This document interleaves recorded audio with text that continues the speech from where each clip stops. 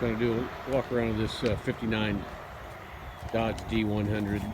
Unfortunately, it's a little overcast today, so you won't be able to see a lot of any imperfections in the bodywork or anything like that, but you'll get some idea of the condition.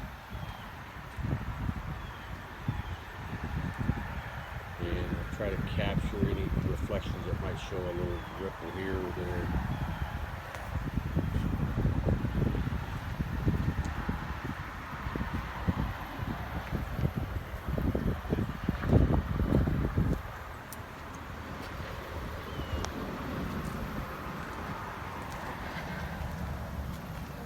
The rear bumper is not original. They fabricated one out of some tube steel, and they didn't powder coat it. It looks like they painted it, and it's got some light surface rust on it. It'd be easy to sand down and repaint or have it powder coated. If I get the chance, I'll probably end up having it powder coated. That's not cheap, but it will last. The body has no significant dents. There's a couple light dents here and there.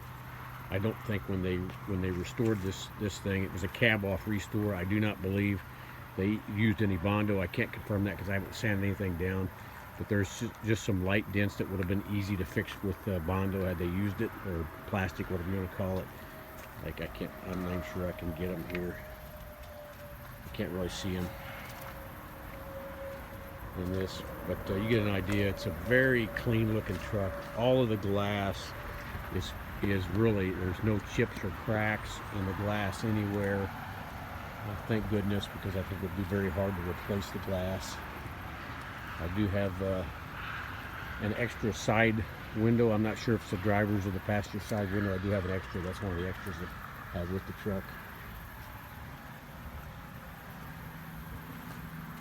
The bed shows a little weather, but the wood's in great condition. Stain shows a little weather, I should say.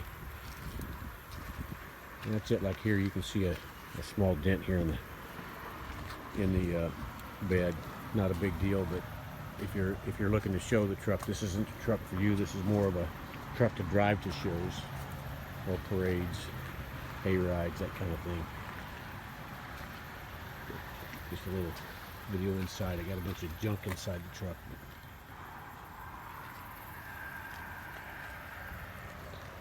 Okay, I did just a quick walk around with the camera there. You saw that, and now I'll go over the good and the bad, the best I can remember it.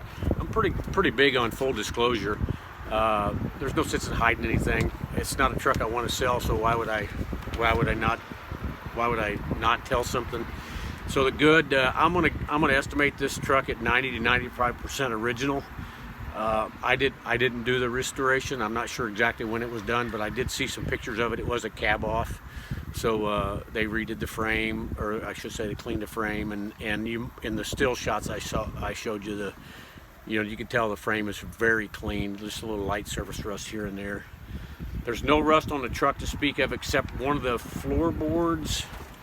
I think it's on the driver's side. There's a little rust hole in it, but it's really solid. I'm guessing they didn't replace it because they couldn't find another floorboard. It's not really very noticeable until you're looking close at the truck. And there's no weakness in it whatsoever.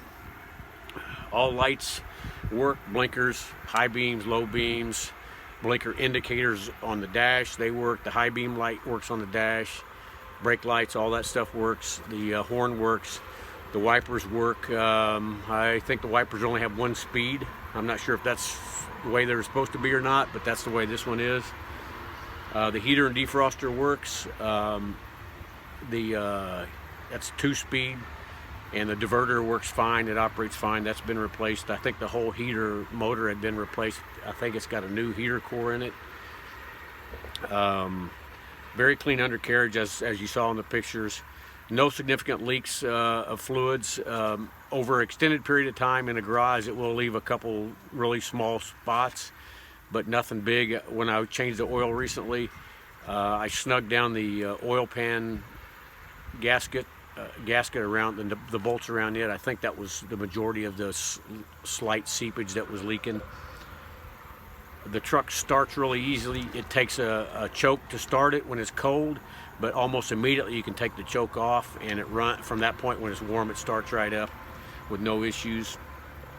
The brakes are really good on it. They're strong.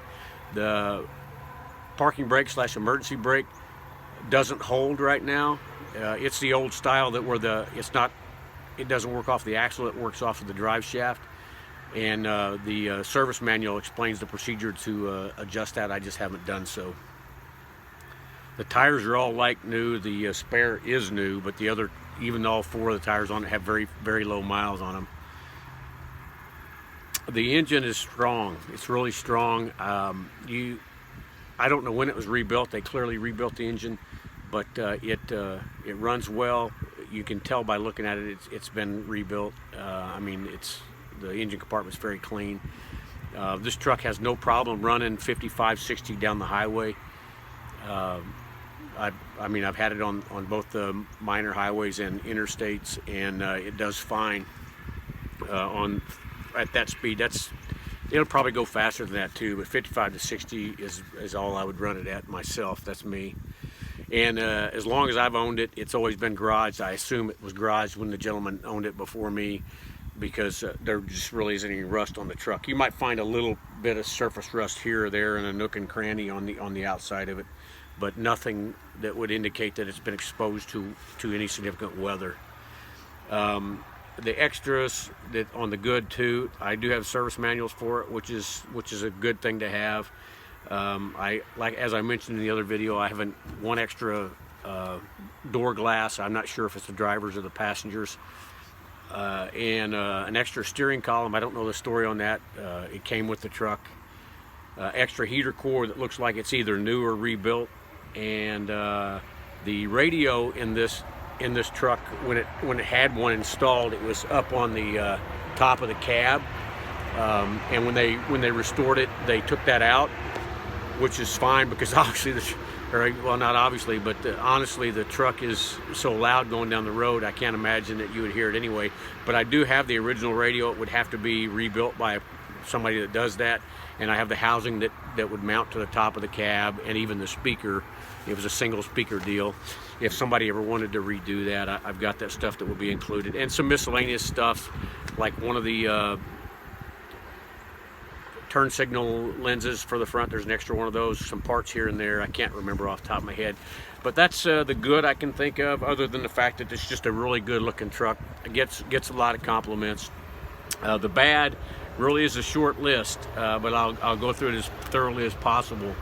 The second gear synchronizer in a transmission needs to be replaced or fixed. I'm not a transmission guy, so I'm not sure how involved that is. So it's a 4-speed on the floor. First gear is granny low, so you would only use first gear if you were pulling a really heavy load or you were going up a pretty steep hill. But if you start out in first and go to shift to second, you almost have to push the clutch in and let the revs die completely down to get it in second, otherwise it's going to grind. And then from second to third, shifts flawlessly. From third to fourth, it shifts flawlessly. Downshifting from fourth to third, shifts flawlessly. Downshifting from third to second, again, you're going to run into that second gear synchronizer issue, and you'd have to wait till the revs die down into pretty much an idle situation and then kind of ease it in. Otherwise, you're going to grind the gear. It's definitely drivable, though. There's no issues whatsoever. I drove it in the parade, and I've driven it around here and there a little bit. It's something that if I ever get it to Virginia where I'm at, I'll probably look around and see if there's anybody around that could fix that or what it would take. But I haven't done that legwork yet, just because I'm only around the truck a week or two a year as it is now. So that's that. The fuel gauge works, but it's not remotely accurate. And obviously, as you've seen, it's got an aftermarket fuel tank in the bed. That's one of the negatives. The fuel tank is not original, and I'm sure it's because they couldn't find an original one, so they went ahead and put this. It looks great in it. It looks like it's supposed to be here, frankly. But with that, they put probably a generic fuel sender in it. And I don't know if there's a way to calibrate that with the gauge or not, but I haven't messed with it. But I just eyeball it and check the fuel every once in a while. But the fuel gauge does show that there's gas in it. It's just when the tank's completely full, the tank doesn't even show, or the gauge doesn't even show half full. The speedometer is not accurate. It's significantly off, and I don't know if there's a gear in the transmission or a gear in the speedometer itself that needs to be changed out. I don't know what's involved there. I haven't done any legwork, but for example, when you're doing 40 mile an hour indicated on the speedometer, you're actually doing about 55. So it's off significantly at those highway speeds, but it's something you can compensate for. Not a big deal for me, and I don't think it would be for somebody that just wants to drive the truck around and enjoy it. And as I already mentioned in the walk around video, the rear bumper is not original. It's a very solid bumper, looks good on the truck. It could stand to be repainted, but that's about it. That is the small list of bad. Not much bad, but when I tell somebody there's good and bad, nothing's perfect. I've got to point out anything that might be considered negative, because I wouldn't want somebody to feel like I was trying to cover something up. So anyway, that's it. If you've got any questions, give me a holler and I'll do the best I can to answer them. All right, take care. Here's that rust spot I mentioned on the driver's side floorboard. You can see it's got rusted through there, but it's super. I mean, it's not even a little bit thin. It's very secure there, solid there. So it's not anything you have to worry about. If you ever wanted to restore the truck, you can try to see if you can find another floorboard and fix it, but or have a guy sheet metal something in and fix it. But you know, again, it's not really noticeable, and it's not something that's weak on the truck.